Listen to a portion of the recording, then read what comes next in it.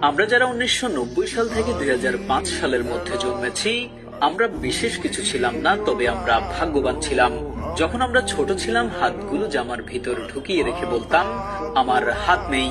একটা কলম ছিল যার 4 রকমের কালি ছিল, আর তার 4টা বোতাম একসাথে টেপার চেষ্টা করতাম। আর এই কলমটা যার কাছে থাকতো, তার ভাবসাবি থাকতো অন্যরকম। আমাদের সময় 1 হাত সমান কলম পাওয়া গেলেও আমরা আবার কলম কেটে কেটে অনেক ছোট কলম আবিষ্কার করতাম।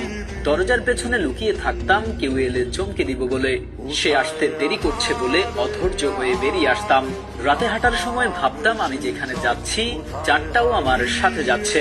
কারেন্টের সুইচের 2 দিকে আঙুল চেপে সুইচটাকে অন অফের মাঝামাঝি অবস্থানে আনার চেষ্টা করতাম। স্কুলে যাওয়ার সময় সবাই একসাথে দৌড়াদৌড়ি করে যেতাম। ক্লাসে কলম কলম খেলা, খাতায় ক্রিকেট খেলা, চোর ডাকাত, বাবু পুলিশ ও 10-20 খেলতাম। অনেক সময় স্কুল ফাঁকি দিয়ে কয়েকজন বন্ধু মিলে ঘুরতে যেতাম, আড্ডা দিতাম, আরো কত কি। 1 টাকার রঙিন বা নারিকেলি আইসক্রিম, হাওয়াই মিঠাই খেতে না পারলে মনটাই খারাপ হয়ে যেত। হঠাৎ আকাশ দিয়ে হেলিকপ্টার গেলে সবাই রুম থেকে বের হয়ে আকাশের দিকে তাকিয়ে থাকতাম। স্কুল ছুটি হলে দৌড়ে বাসায় আসতাম। মিনার কার্টুন দেখবো, সিসিমপুর দেখবো।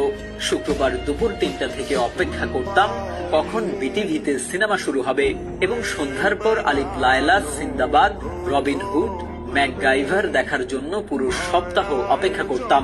ফলের গুটি খেয়ে ফেললে দুশ্চিন্তা করতাম পেটের ভেতর গাছ হবে কিনা। মাথায় মাথায় ধাক্কা লাগলে শিং গজানোর ভয়ে আবার নিজের ইচ্ছায় ধাক্কা দিতাম। কেউ বসে থাকলে তার মাথার উপর দিয়ে ঝাঁপ দিতাম, যাতে সে আর লম্বা হতে না পারে।